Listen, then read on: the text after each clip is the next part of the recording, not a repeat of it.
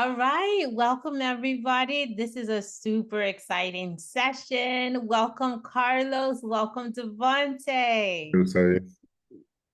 Excited to be here. Awesome, awesome. So, Carlos, can you please introduce yourself? Yeah, sure. So I'm Carlos Souza. I'm Director of Project Design at Shares at the moment. I've been in this industry for like the past almost like 15 years, designing and building product. Awesome. Okay, so we're gonna have a great conversation about design. Devontae, can you please introduce yourself? Yes. Devontae Mokpa, CEO of Pulse Ventures. I've been building products since I've been born, basically.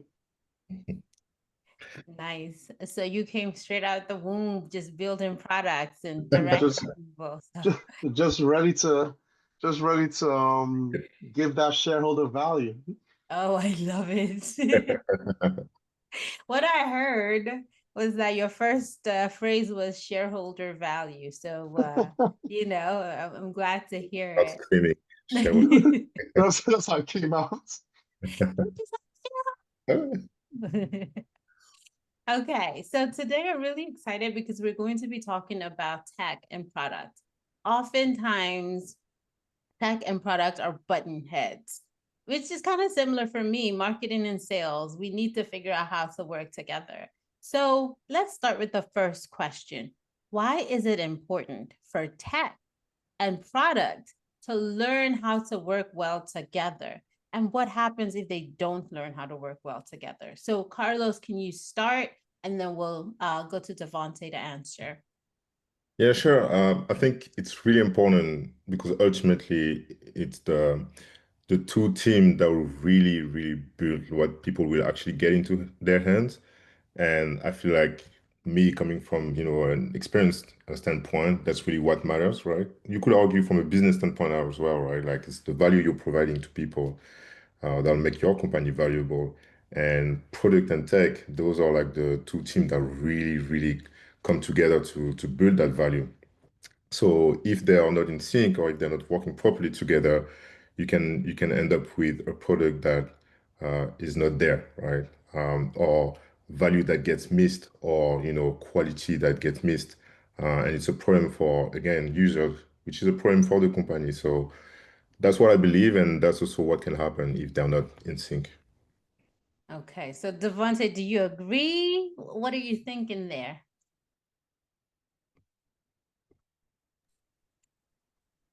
Oh, we love Devontae.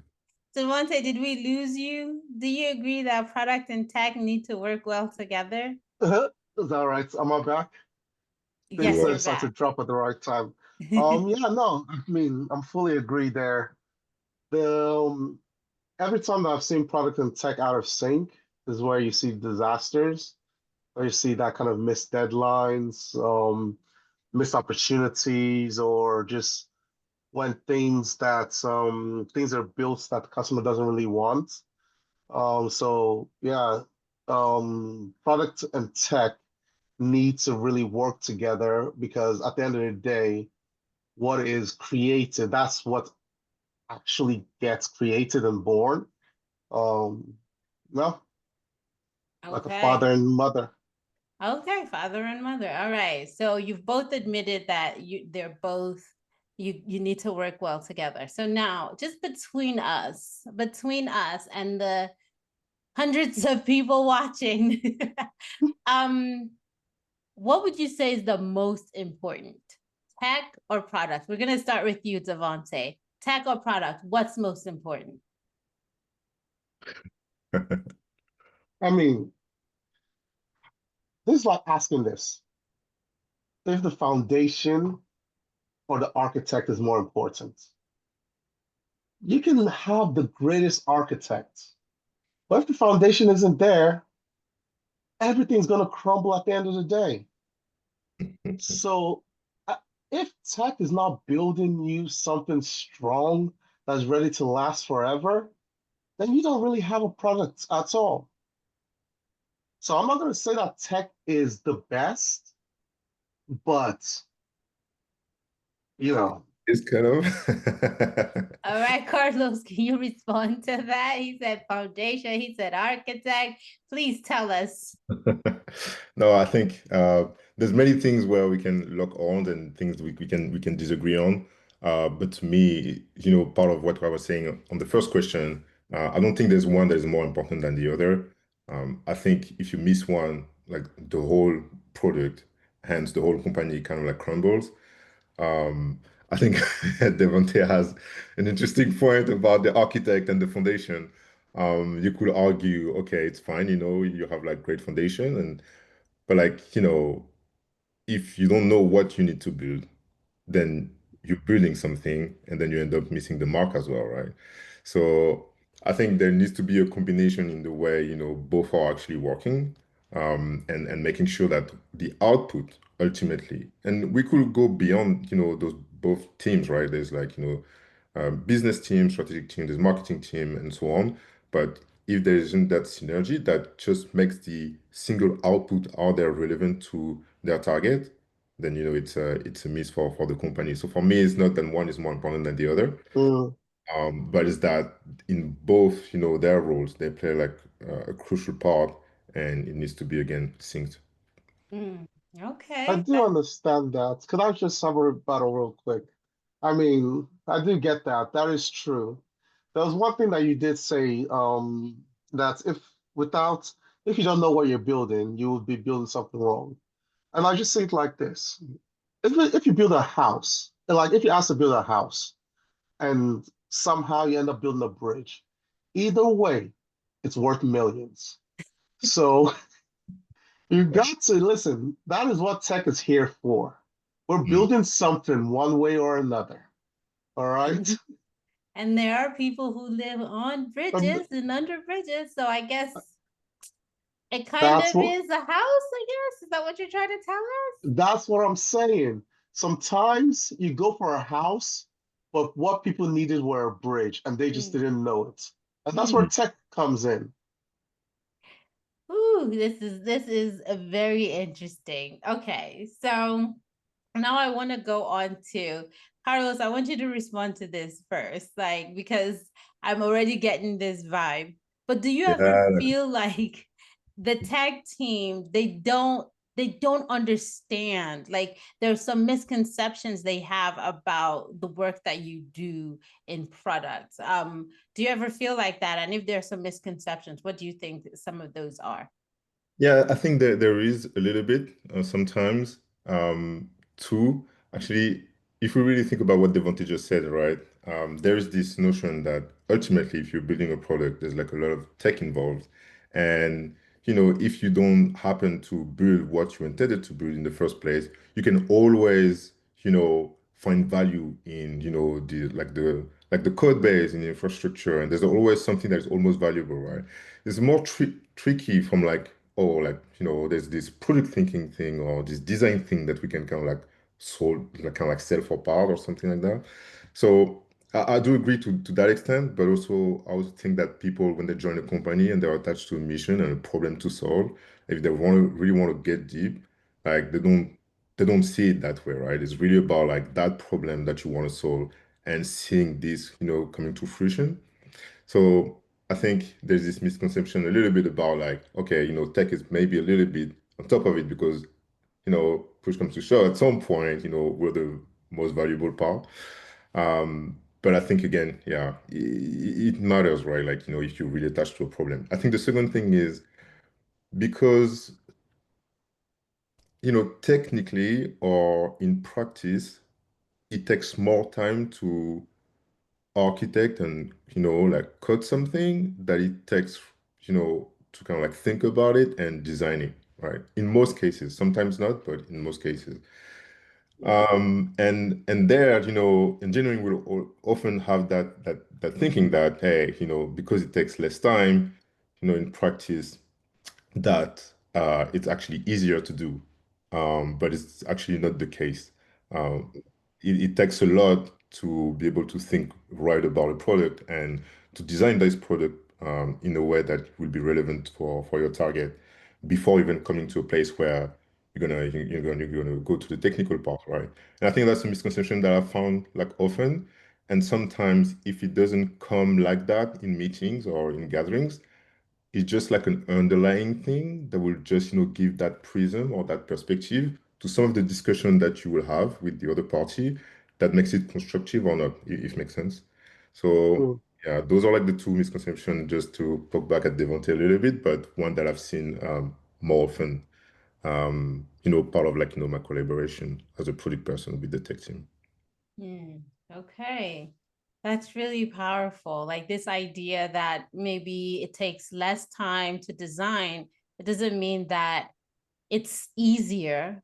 Um, and it doesn't mean that it's not as important. It's just that it's the beginning process. And sometimes that's actually much harder because you're trying to um create something that doesn't yet exist in this particular way. And so that can be challenging. So, okay, The interesting Devontae, thing go I want ahead. to add as well is that obviously same thing on tech side, but the more experience you get as like a product person or a design person, you recognize patterns and you have them in your mind, and then you get to do certain things like really fast. And the more experience you are and the faster you get, it kind of like reinforce that sometimes. It takes people's mind that it was like super easy, right?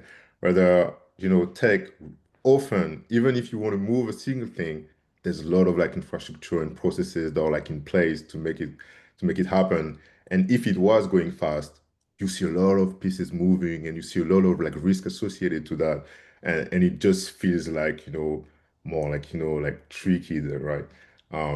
But so yeah, that was like one point I wanted to add to it. And, you know, that's the thing sometimes, like we don't see like the years that people have put in practice, working on their craft to get to a point where they can do things rather faster, but it doesn't mean that, yeah, like it's easier. Okay. So Devontae, how would you talk about some of the misconceptions you feel like product people have about the tech work that you do and when it makes you feel like, oh, they just don't get it? Mm. Yeah, no, I think actually before getting onto that, I think something that was said really hits home there. Is like like you said, the years.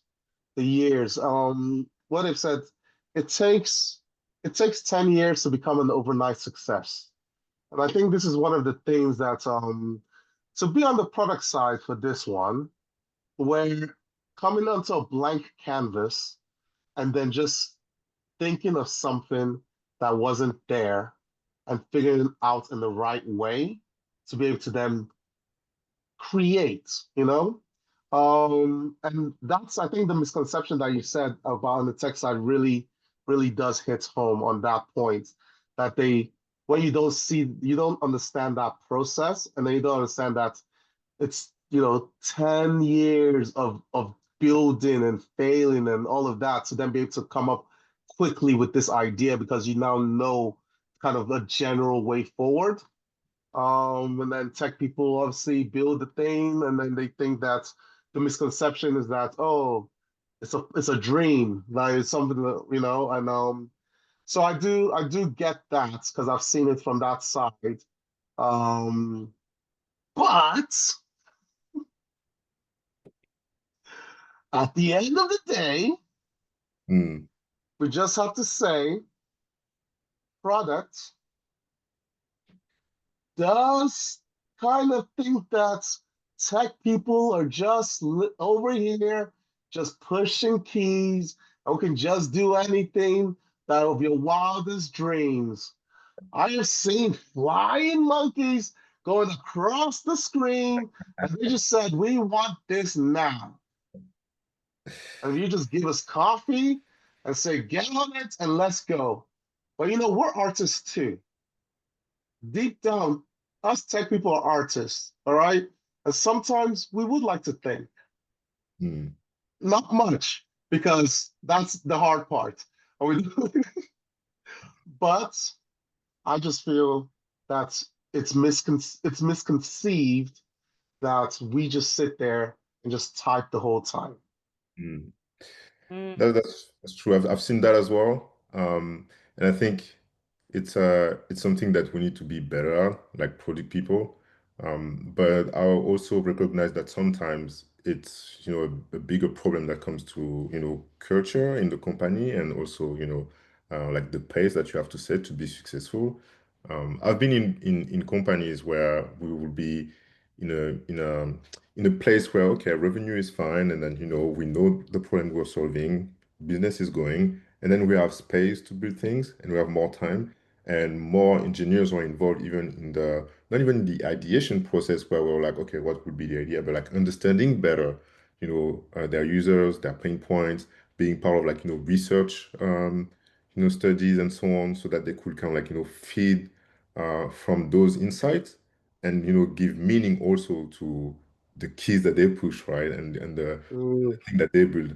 So I do tend to agree that sometimes product inheriting, from, leadership will have that responsibility to set that cadence, and, okay, when are we going to deliver? What's the roadmap look like this quarter? And then, it kind of like trickles down to tech, and then, they are almost expected to just not think and just, write this code that will enable us to push this new feature, right? So I have to kind of like align with Devontae on that. But again, those are like the misconception I think we're discussing that kind of like leads to the the value getting lost at some mm, point down the line for the users, right? Culture. Definitely, culture plays a very big part because Mm. the company as a whole is then where you can then, if the company is able to create the cohesiveness, then you're able to see where that true value comes out. Mm. Hmm, that's powerful. And yes, you're right. It comes back to the culture, right? If the leadership is every 5 seconds, they say, no, we're changing strategy. We need to update this and that design and product. They're not going to have enough time to make sure everyone is on board. They just have to go quickly, and tech has to go quickly. So that makes a lot of sense. So I can add something here because Devontae made like such strong point before. And if you really think about it, what can influence culture at that level is understanding users better, right? And usually in a company, product has that, ownership, sometimes shared with marketing as well, but they have that ownership.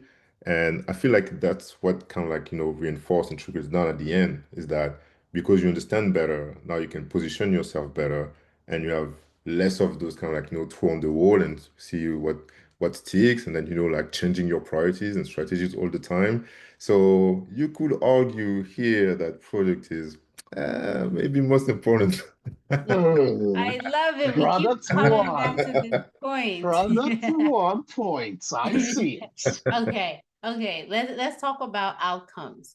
Who is responsible for the outcome? Who owns that outcome? Is it the team that is designing and defining what the product should look like, or is it the team that is actually like building the product? Who would you say is responsible for the outcome, making sure that the product or the let's call it the product is doing the thing that we need it to do? Mm, So we can go with Carlos. With me, I have like an interesting position on this. I think outcome can take different shape. Um, the way I see it right now, and I'm keen for Devontae to challenge a little bit, but you know, your responsibility as a product team is to understand, like what are the issues out there that users are facing or people are facing, and then design a solution that fits that, right? So I think that's where like you want to challenge, are them being responsible for the outcome of that fitting between the problem and the solution that is like at the end, like, put out there. But then, I think that there's like an ownership on tech as to that thing being built and the way it is built, is it doing what it's supposed to be doing? All right. So mm, two different outcomes, but all together, they kind of like make that mix, which is ultimately the product that people would get into their hand. So the outcome is shared unless we get into that place where, as I was saying before, culturally speaking, and the company has space for the companies, for the teams to work together. And what I've just said is still true, but there's a little bit more of shared ownership on the final outcome, both together, because both teams are looking into what are the problems, and ideating to find like the best solution that could fit that problem, and then, assessing, if that is true in the hand of the people supposed to get that product right. Okay, so Devonta, do you agree with that, or do you have a different perspective? Well, I'll have to fully agree there.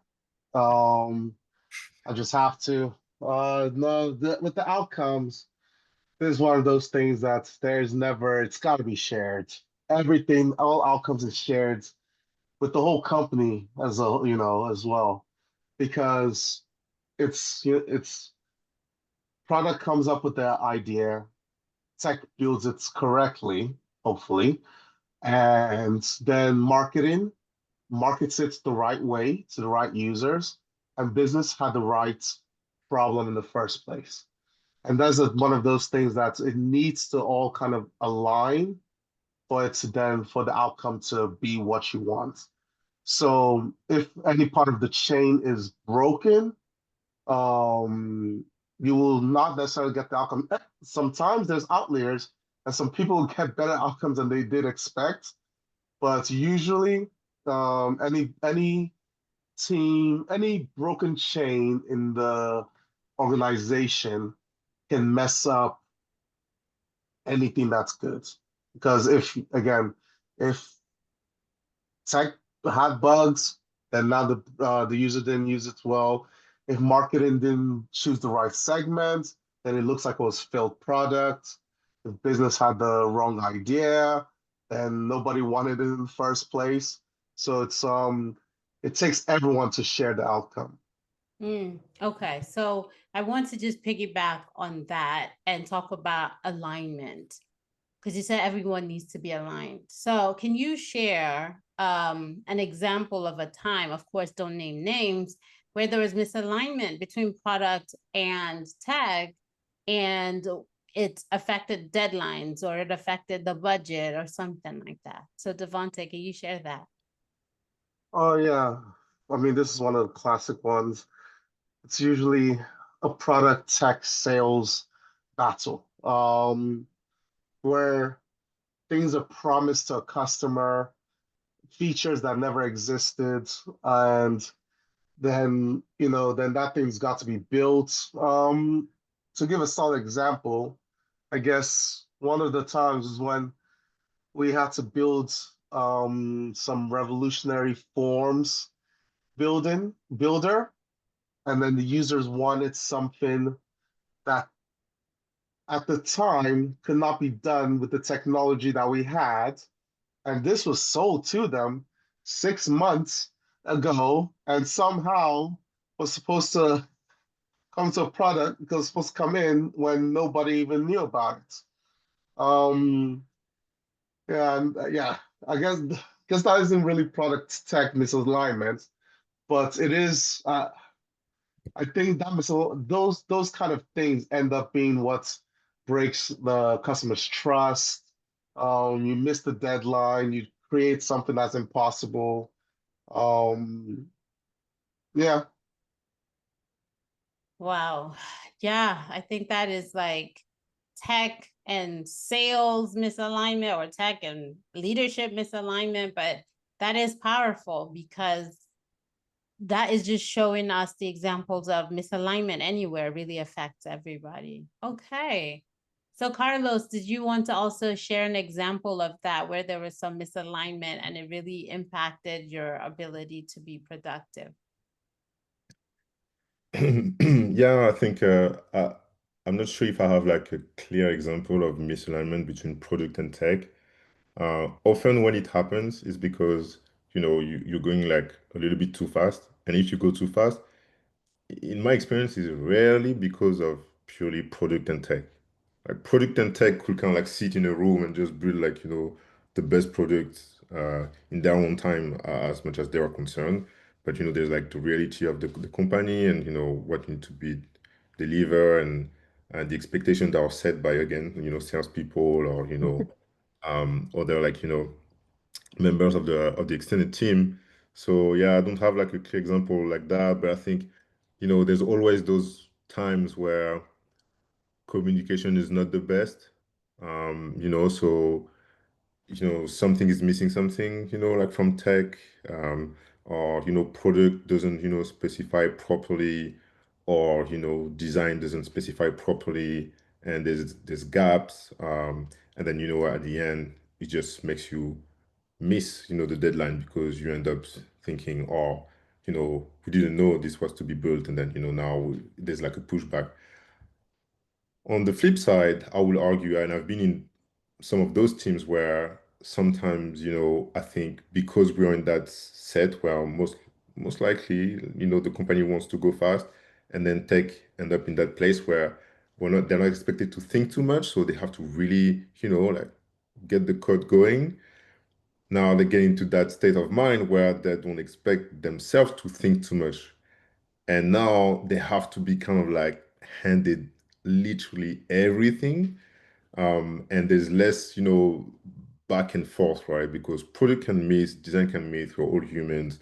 But then, tech sometimes doesn't pick up on it and it's like, hey, this is the implication on the overall system, or this is what is gonna change if we do this thing or not, or, did you consider this because, hey, there's this implication with this design and so on. So I think it goes like both ways. Best team I've been in, tech will kind of like challenge and feed as much as product and design.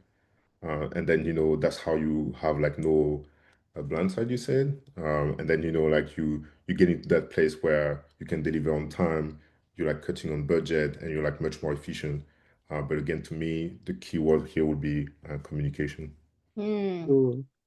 I really Uh, like uh, that. You mentioned that the key word is communication. So I want to hear your definition of what clarity looks like, because you talked about, like this team might miss it or they might not express things accurately. And so things get messy. So, what does clarity look like for you? And what do you think is the reason that sometimes things get really complicated and messy? Uh, I think clarity means different things at different stages in the process that involve both product and tech.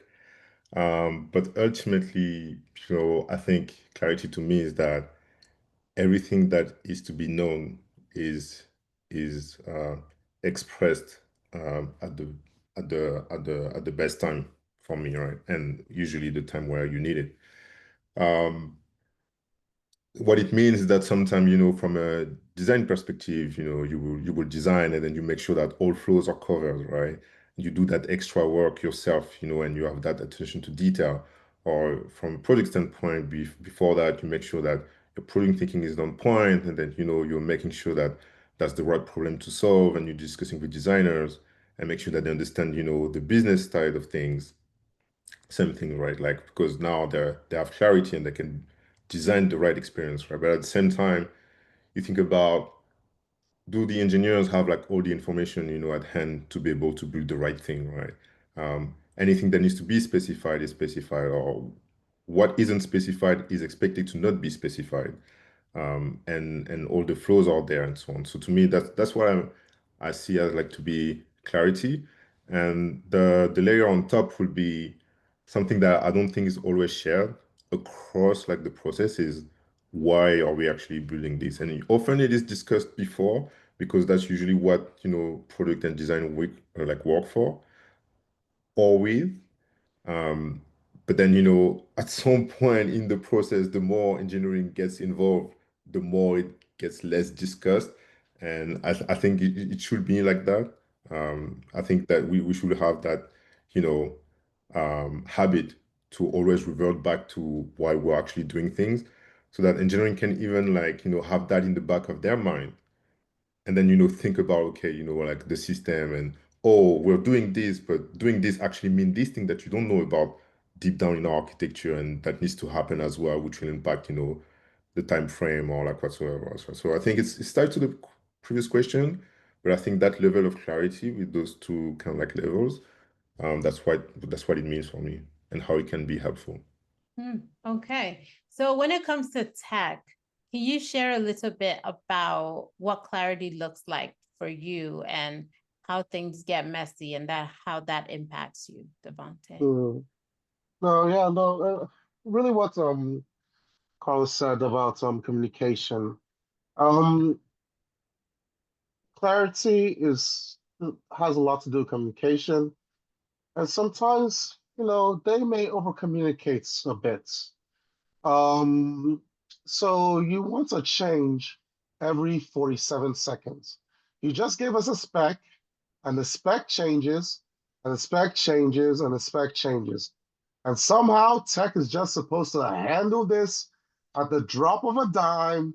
We're supposed to be able to pick up that change request and just know that well, if it's changed the whole feature, but it's just a simple change, right? It's like, hey, if we can if we can just see what like if that's a bird, can we then say what exact bird it is? Those are two different things. All right. But yet product just comes to us and kind of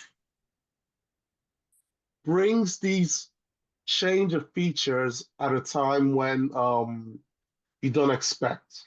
And clarity would be being able to know which way you're going before you make that move.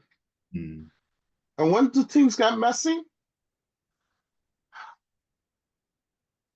I would like to think, when are they ever clean? Really and truly. Because sometimes they say some things like, yo, that's just a quick win. That's my soul and blood. That took me 3 days of no sleep, and you said it was a quick win. All right? A bug? Yes, we have bugs. What, you've never missed a pixel once in your life? Nope. Right? I'm pixel perfect, baby. No, but it's interesting. I think you're describing the type of product team that will really work in a top-down manner and less in like a collaborative manner. And I think, you can't, if you think as like a product person that your work stop when you do product and and design being contained in it, then it's a quick win, right? Because you're just Mm. assuming what it means on the other side, and then you can estimate what it is for you, and then that's it, quick win. But engineering should be part of the discussion to establish if it is a quick win or not, right? So as we are saying, I think communication is key here, because otherwise, if you don't leverage the insight from the people you're working with, they'll be building this to actually define if it's a quick win or like a big bet or anything, then you're missing the mark, right? And ultimately, deep down, I generally believe is because a lot of people tend to work without thinking about the outcome that a user will get in their hand being like a shared responsibility, right?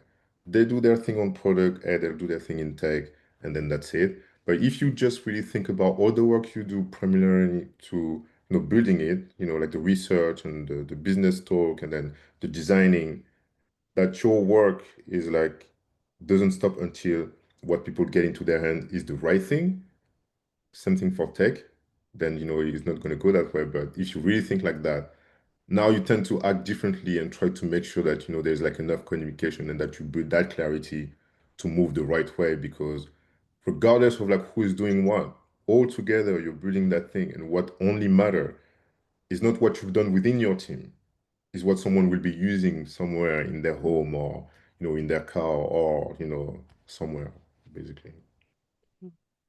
Okay, That's powerful. that's powerful. Yeah, I was about to say that too. I love it. I'm really enjoying the discussion. So, okay, Zavante, this is for you. Let's start with you. When there is conflict over the scope, the timeline, or quality, what would you say can help to kind of de-escalate everything and help the teams to move forward and actually accomplish the goals? Mm.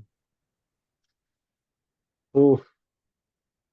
I think this goes to actually how Carlos just finished. And this is one of the things even products and tech both get wrong sometimes. together, whereas both sides try to be sometimes artists in their own ways and try to get that perfection when the business matters and something being in that person's hand matters, right? And if obviously there's a level of quality that always has to be there, but there's also that thinking of you cannot you cannot try to be 100% to the point that it never goes out, right? Um, and I think, yeah, I think the conflict is actually between products and tech together against the business. Um, but again, it goes back to culture. If there's some kind of alignment and there's an understanding, it can work well where people can know what the right level of quality is to go out that gives the best value to a user, but also is able to get quick feedback. And yeah, it's only when that alignment is there can you really see it. Um, because any good products or designer or tech person it does not want a bad thing out in their name. Mm. So if you don't feel it was right, you don't want to release it. But yeah, there's got to be that balance because people got to eat. Okay, I love that. Carlos, how would you respond to that? Like, what have you done in the past to just kind of de-escalate when there is conflict so that, yes, we might be angry with each other, but we need to move forward. So we need to de-escalate. We need to figure out what's the plan and go forward. Yeah, so you know what? I'll talk for all the people that are like really big on quality because that's me, and we have like a specific perspective on things. The only way I found to de-escalate in those situations when it came to timeline or quality is to just back off, right? And I probably have to do this more often than not because I'm always probably the one pushing the hardest for the highest level of quality. And I'm not like a big believer that in so many cases, timeline in terms of like, when you're delivering, is like the biggest differentiator or the biggest indicator of success. I know there's this thing about like being fast and going out there and like, testing and getting like that feedback loop. I agree and I believe in that. But I think it depends on like so many other things, like the industry that you're in and, like the problem you're solving, what your competitors are doing, what's expected from the users in terms of quality. And I think those factors, most people don't take them in account and they just have that startup mindset and they just push things out there, right? And more often than not, again, in my opinion, they push, things that are not necessarily great. Now, it doesn't mean that your company won't succeed, but again, in my sense, when it comes to quality and timeline, for the benefit of our users, I tend to back down.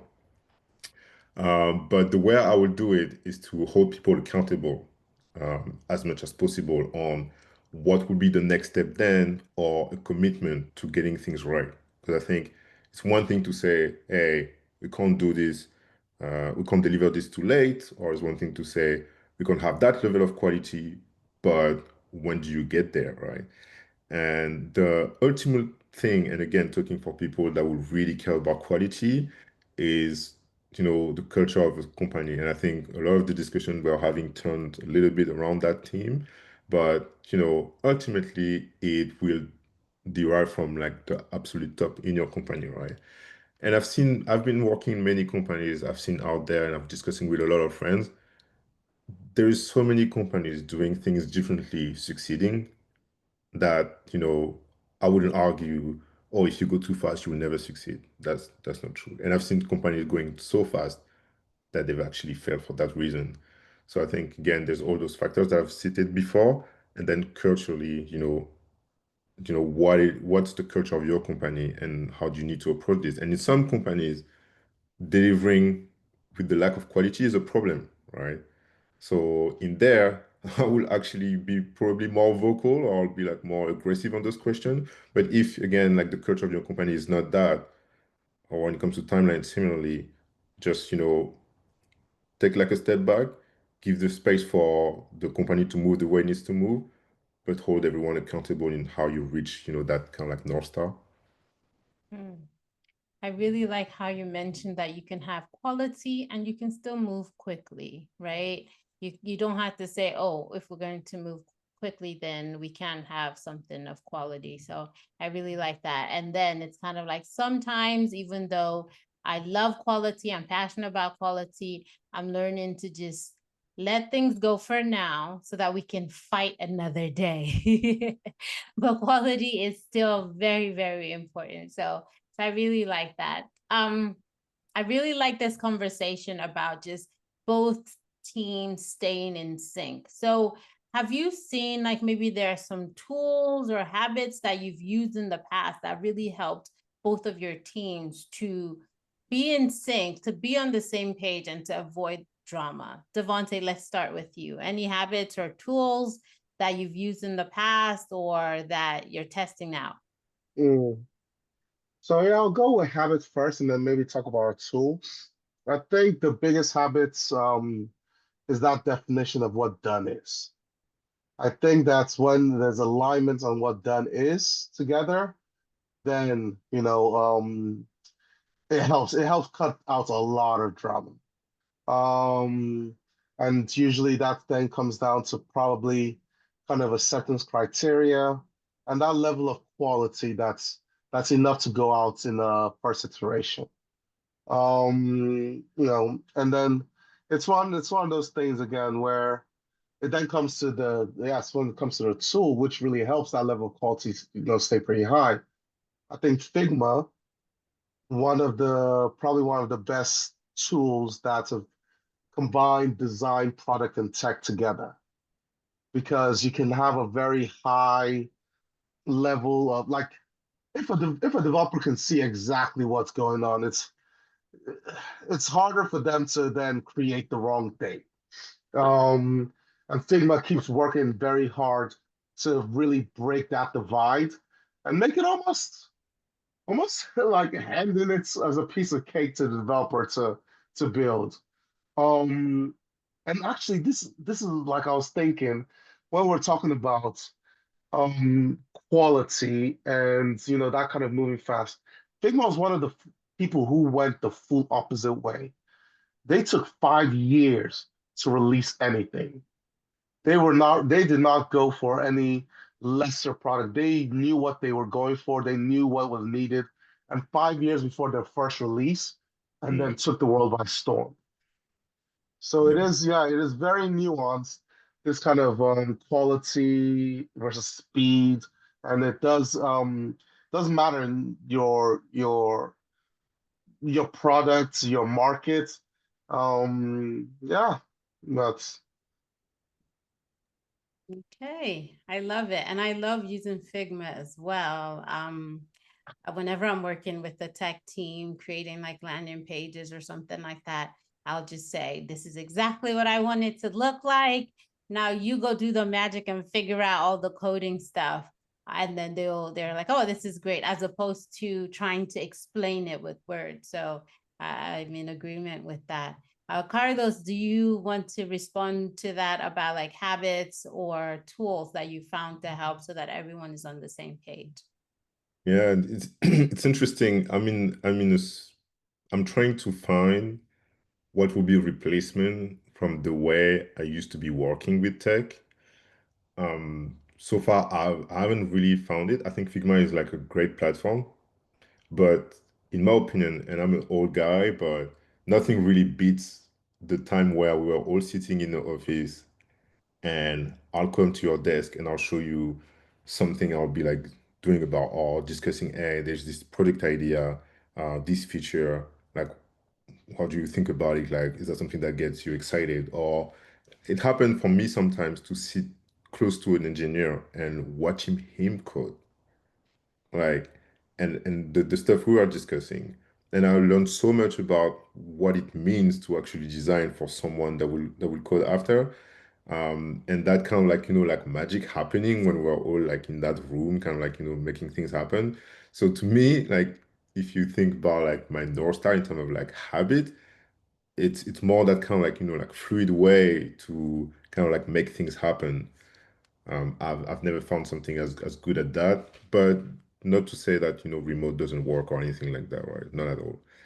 But then, in terms of tools, yes, Figma, I think is great. I think, any type of tool where you will be able to read, any type of like, short or like, yeah, from documentation is good as well. Sometimes there are things that are important for us to align on, like to read that one pager that just align everyone on the problem we're solving and why it is important and what it's going to bring for our users.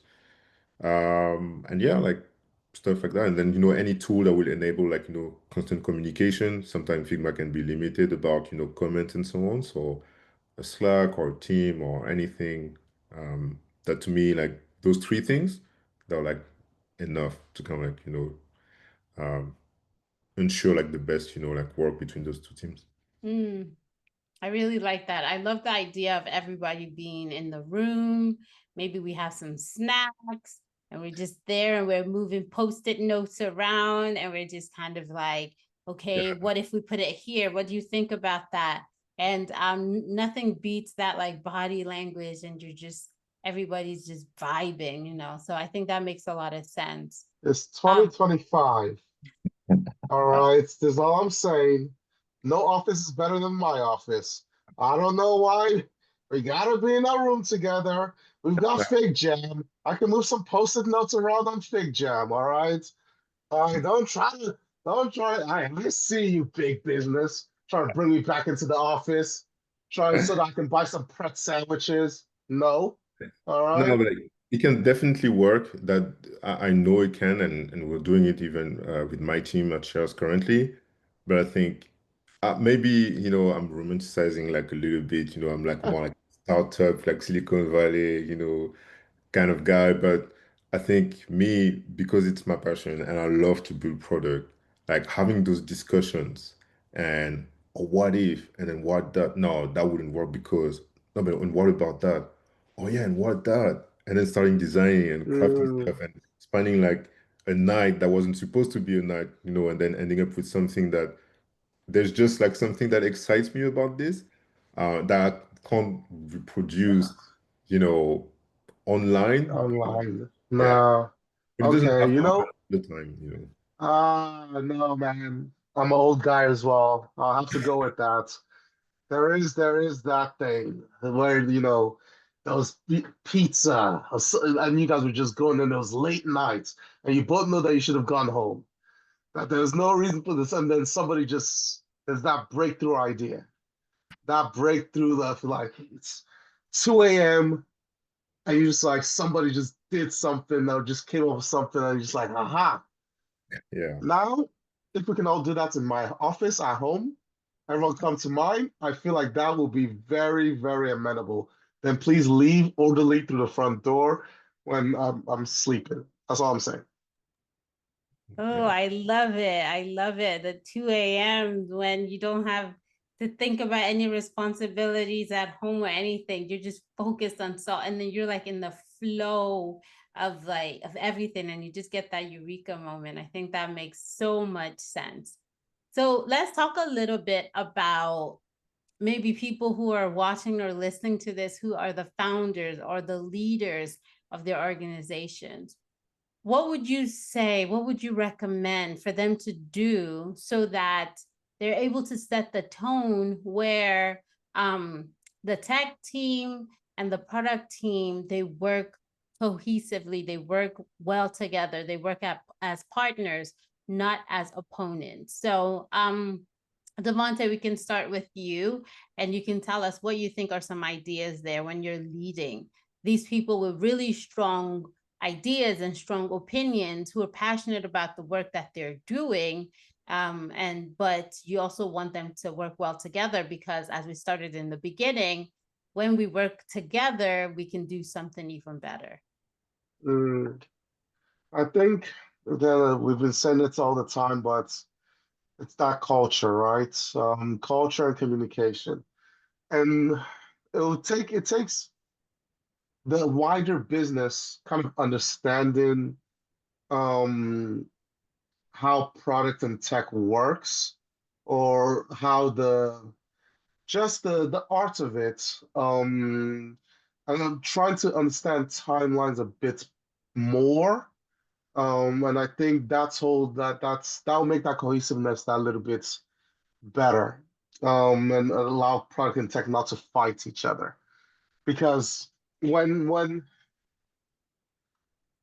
when things come from above and the pressure comes down, then then you get this kind of clash, because obviously for both sides it's bad, and then product has to rush something, and then tech can't deliver that thing, and then there's the mysterious people in the background no one's looking at, but product and tech are fighting each other about why it's not getting delivered. So having the kind of right culture and leaders who can understand what the how product and tech are built, and still can be able to influence in the right way how they can go faster, what corners they can cut, and speak to the product and tech team in a way that doesn't maybe belittle them or belittle their art. And then they can then be able to say, okay, yes, we'll gladly cut that corner to make this timeline that's arbitrary and doesn't need to be made just because you said it had to be made, Mr. CEO. Um, Not naming any names. Okay, Carlos, how would you respond to that? Like what are some recommendations for leadership in building that culture where tech and product can work well together?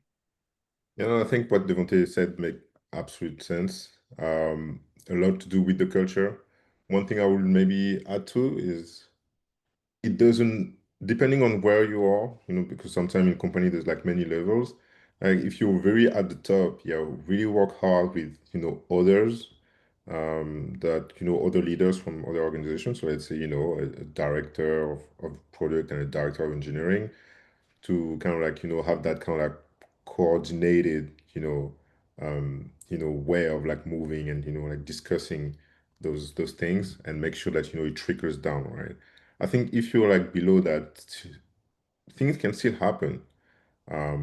Even if you're like an individual contributor, just initiate those discussion, put that kind of like 15 you know one-to-one once a week, with someone that you generally work with all the time. And I did that once where it was about, hey, how was the last sprint? How did I do? Hey, maybe we can do this better, on the next sprint or whatsoever, right? Because you're working so much with these people, it's just a matter of like establishing that connection, and that communication line, so that you can get into those places where, okay, now we have more clarity, and then we know how to move, we know what to raise, what not, and then make sure that what we're delivering is what we want, right?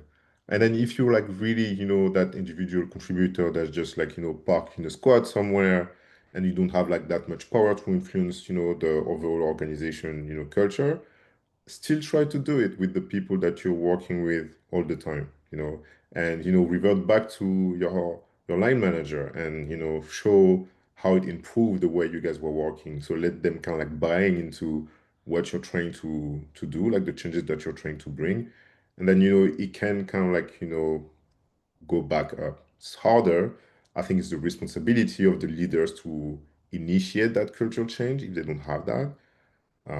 But at your level, you can still do it to make sure that whatever you're responsible to deliver is still up to your standard and what you want to be seen in people's hands. Okay. I love that. I love that. And I know a lot of people are talking about AI right now. So I want to hear from you, Carlos. Tell me, do you think that AI can help with building this relationship between tech and product? Or do you think it's just causing more of a distraction and confusion and chaos, or something in between? I haven't tried yet, but I think AI can help in ways that will offload some, groundwork so that you can spend more time on, having that human connection and that kind of like ideation, discussion, and, like healthy kind of like friction to make better things happen, right? But things like acceptance criteria or long specs and so on, like does it really need to happen the way it has always been? I'm not sure. Maybe, if you have a system that understands what you're trying to do, now, okay, we can take that off you. But again, in that said, same kind of like, like third line, like I'm that guy that would kind of like, will never see myself having that connection with the people that I'm building something with to be replaced by AI. So it's more in the tooling and like the offloading, the groundwork or like the repetitive work, to let like more magic happening between people. Okay, sounds good. Devonte, what are your thoughts on AI helping with the communication between tech and product? Um, I think it's kind of, yeah, really a lot to what Carlos was saying. So it's not necessarily helping the communication, but it's going to give you more time. And I think with more time, the communication can get better, or at least a connection between the people can get better, the human aspects, rather than rushing through things. Because if AI can help you, like I said, with the groundwork, help you with the repetitive things, especially if you build yourself a nice foundation, then AI can you build AI, you then have AI use your foundation to build things. Um, and then you can get that 80% of the things done. And then you spend the real time on the 20%, which is the kind of the value. And then you then have that time to actually discuss that 20% and think about it in a lot better space. Um, but yeah, no, like at the moment at least, AI can never won't replace everything. Um, and AI won't help with the communication itself, but it does, like I said, it does give a chance for that communication to be better. Okay, I think I'm hearing that AI can help to just automate the things that it can help with, but when it comes to the human touch, we still need to do this. But woof, we are over time. So I want to quickly wrap up by saying, Carlos, for someone who wants to reach out to you because they're like, I love the fact you care about quality, I have some questions, what's the best way for them to connect with you?